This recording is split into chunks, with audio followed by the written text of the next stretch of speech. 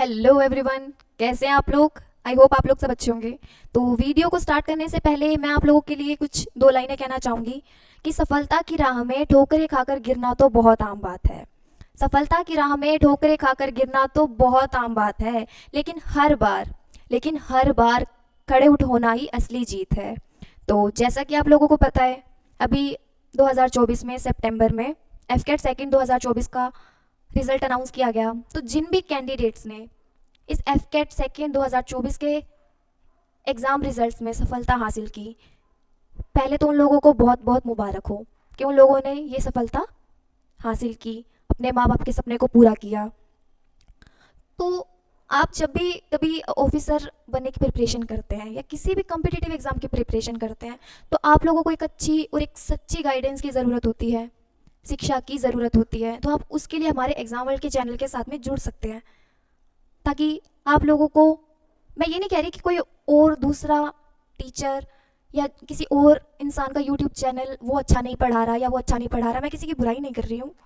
But मैं मेरे opinion से कह रही हूँ कि हमारा एग्जाम्पल का चैनल बहुत अच्छा है। यहाँ पे आपको बहुत अच्छी टीचिंग क्वालिटी हम प्रोवाइड करते हैं। तो चलिए, आज का जो हमारा वीडियो है वो है एफकेट वैकेंसी अपडेट हमारा रहने वाला है। मैं आप लोगों को बता दूं, ये दुनिया का सबसे ईजीएस्ट एग्ज़ाम है आपका एयरफोर्स में ऑफिसर बनने का।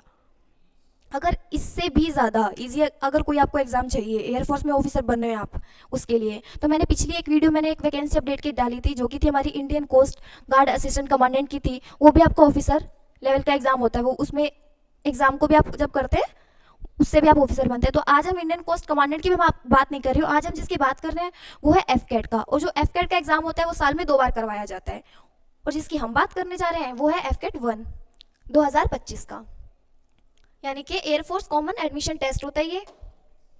और इसकी जो स्टार्टिंग डेट है वो है 2 दिसंबर, यानी कि 2 दिसंबर से ये फॉर्म आपके भरना स्टार्ट हो चुके हैं। और इसकी जो लास्ट डेट है वो है आपकी 31 दिसंबर। तो आप लोग 31 दिसंबर का बिल्कुल इंतजार ना करें कि 31 दिसंबर है तो हम लोग 31 को फॉर्म भर देंगे या उसके बीच में कभी भी भर देंगे। ऐसा कभी नहीं होता है कि फॉर्म भरने से लेके फॉर्म एंड की डेट तक हम एंड पे जाके फॉर्म भरेंगे, नहीं। आप लोगों को मिड में, मैं तो कहूँगी अभी स्टार्टिंग में आप फॉर्म भर दीजिए। क्यों? क्योंकि आप जब लास्ट में फॉर्म भरने का आप सोचते हैं ना, तो वो उन लोगों का सर्वर डाउन हो जाता है, वो आपका फॉर्म रिजेक्ट भी कर देते हैं। कभी रिजर्व होता है उनको, वो ले लेते हैं आपका फॉर्म, और कभी आपका फॉर्म रिजेक्ट भी हो जाता है। और जो ये एग्ज़ाम है ये आपका करवाया जाएगा फरवरी 2025 में, आपका ये एग्ज़ाम होगा। और इसका जो सेकंड है एफकेट सेकंड का जो एग्ज़ाम है वो आपका होने वाला है अगस्त में। और इसके अंदर अगर मैं बात करूँ टोटल वैकेंसी की, तो भाई इसमें है टोटल वैकेंसी 336। इस बात का, ये आपके लिए बहुत ज़्यादा बेनिफिट रहने वाला है एफकेट का एग्ज़ाम अगर आप करेक्ट कर लेते हैं तो। 336 टोटल वैकेंसी है इसमें। और नेक्स्ट स्लाइड पे मैं इसकी 336 वैकेंसी कौन से डिपार्टमेंट में मेल्स एंड फीमेल्स के लिए कितनी टोटल वैकेंसी है, मैं इसमें सब आपको मैंने मेंशन कर दिया है।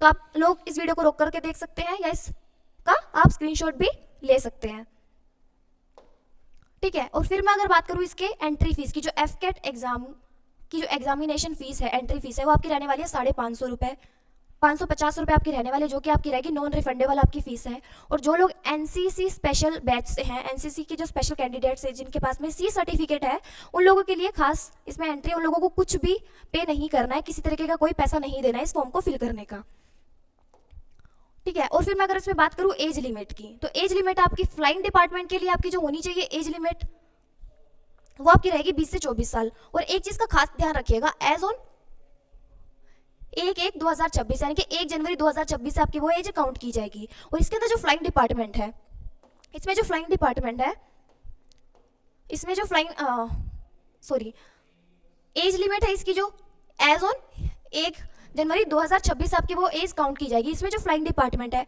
उसके अंदर जो आपकी एज उन्होंने मांगी है कि आपकी एज इतनी होनी चाहिए, तो आपकी होनी चाहिए 20 से 24 साल की आपकी एज होनी चाहिए। और जो ग्राउंड ड्यूटी के लिए, यानी कि जो टेक्निकल और नॉन टेक्निकल डिपार्टमेंट के जो लोग हैं, उनके लिए आपकी 20 से 26 साल उम्र होनी चाहिए। और फिर मैं बात करूँ अगर फ्लाइंग डिपार्टमेंट की, जो इनका ब्रांच है, फ्लाइंग ब्रांच है जो इनकी, उनके अंदर आपके पास में बैचलर डिग्री होनी चाहिए किसी भी स्ट्रीम से, +2 आपका होना चाहिए फिजिक्स एंड मैथमेटिक्स से, यानी कि आपके +2 के अंदर आपके पास में अगर सब्जेक्ट है फिजिक्स एंड मैथमेटिक्स, तब भी आप एलिजिबल हैं। बैचलर डिग्री अगर किसी भी स्ट्रीम से, तब भी आप एलिजिबल हैं। अदरवाइज आपके पास में बीई और बीटेक की अगर डिग्री है तो आपके पास में आप तब भी एलिजिबल हैं फ्लाइंग डिपार्टमेंट के लिए फॉर्म फिल करने में। और फिर मैं अगर बात करूँ ग्राउंड ड्यूटी के लिए, तो इसके अंदर भी आपके +2 में मैथमेटिक्स प्लस टू के अंदर आपका 60% मार्क्स होना बहुत ज़रूरी है, ठीक है। और उसके बाद में आपका बैचलर डिग्री होना भी बहुत ज़रूरी है, और आपके पास में पोस्ट ग्रेजुएशन है जो कि आपकी 4 साल की पोस्ट ग्रेजुएशन है, वो भी आपके पास में होनी चाहिए। बाकी आप इसमें, मैंने जो इंजीनियर डिग्री है इंजीनियर डिपार्टमेंट वालों के लिए, टेक्निकल नॉन टेक्निकल, जिसकी मैं अभी बात करूँ ये है टेक्निकल वालों के लिए, तो इसके अंदर मैंने डिग्री और प्लस टू बेसिस पे आपका कितने प्रतिशत मार्क्स होने चाहिए वो मैंने सब यहाँ पे मेंशन कर रखा है, तो आप इसका भी स्क्रीनशॉट लेकर रख सकते हैं अपने पास में। और फिर मैं अगर बात करूँ इसमें एडमिनिस्ट्रेशन एंड लॉजिस्टिक डिपार्टमेंट है जो कि उसमें भी आपका बैचलर डिग्री होना चाहिए, किसी भी स्ट्रीम से हो, चाहे वो आपका आर्ट्स से हो, चाहे आपका साइंस से हो, किसी भी डिपार्टमेंट से अगर आप हो, लेकिन उसके अंदर आपका 60% मार्क्स का होना बहुत ज़्यादा ज़रूरी है, तो इसका भी खास ध्यान रखिएगा। और फिर मैं बात करूँ जो अकाउंट्स डिपार्टमेंट है, इनका अकाउंट्स की जो ब्रांच है इनमें, उसके अंदर भी आपका बैचलर डिग्री होना चाहिए, किसमें, कॉमर्स, बीकॉम, और ये आपका पास कितने मार्क्स से होना चाहिए, 60% मार्क्स से आपका ये पास होना बहुत ज़रूरी है। और इसमें अगर मैं बात करूँ मेल्स के लिए फिजिकल की, तो वो आपके होना चाहिए 157.5 सेंटीमीटर होना चाहिए मेल्स के लिए, फीमेल्स के लिए 152 सेंटीमीटर उनकी हाइट होनी चाहिए। तो इसमें administration and logistic department and accounts department, इन दोनों में फिजिकल मेल एंड फीमेल की जो हाइट है वो दोनों की सेम रखी गई है। और जब आपका एग्जाम होता है एफकेट, जब आपका रिटर्न एग्जाम लेती है, फर्स्ट स्टेज जो रिटर्न एग्जाम की होती है, उस रिटर्न एग्जाम क्लियर करने के बाद में आपका एक मॉक टेस्ट लिया जाता है, मॉक इंटरव्यू आपका लिया जाता है, जिसको हम एसएसबी के नाम से भी जानते हैं, जिसको हम एसएसबी भी बोलते हैं। इसके अंदर आपका होता क्या है, आपका 1.6 किलोमीटर आपकी रनिंग होती है जो कि आपको 10 मिनट में पूरी करनी होती है, आपके 10 पुशअप्स आपके होते हैं और 3 चिनअप्स आपके होते हैं। इसके बाद में आप ये सब क्लियर करने के बाद में आप एफकेट की आपकी ट्रेनिंग स्टार्ट हो जाती है। अभी मैं तो आप लोगों को कहूँगी कि आप ये लोग फॉर्म भरें। अभी मैंने वीडियो के स्टार्टिंग में भी आपको कुछ समझाया कि आप फॉर्म भरें, ऑफिसर बने, तो आप लोग सोच रहे होंगे मैम हमें बड़ी सिस्टर की तरह या फिर मम्मी की तरह समझा रही है, तो मैं सिर्फ आप लोगों के भले के लिए वो चीज़ आपको बोल रही हूँ कि आप लोग फॉर्म भरें, ऑफिसर बने। 2025 में ऑफिसर बनने का जो आपने सपना देखा है, जो छोटे से लेके बड़ा होते टाइम आपने जो सपना देखा है ना कि हम ऑफिसर बनेंगे, मम्मी पापा प्राउड फील करेंगे, तो वो टाइम अब आ गया है आपके लिए। यानी कि सीडीएस यहाँ पे है, एनडीए आपका यहाँ पे है, और उससे भी ज़्यादा आपका बहुत ही ज़्यादा ईजीएस्ट एग्जाम है, आपका बहुत ही ईजी एग्जाम है आपका ये एफकेट का। आपने अगर ये क्लियर कर लिया ना, एफकेट का एग्जाम क्लियर होगा आपका, तो आप मानो आप कोई भी एग्जाम क्लियर कर सकते हो।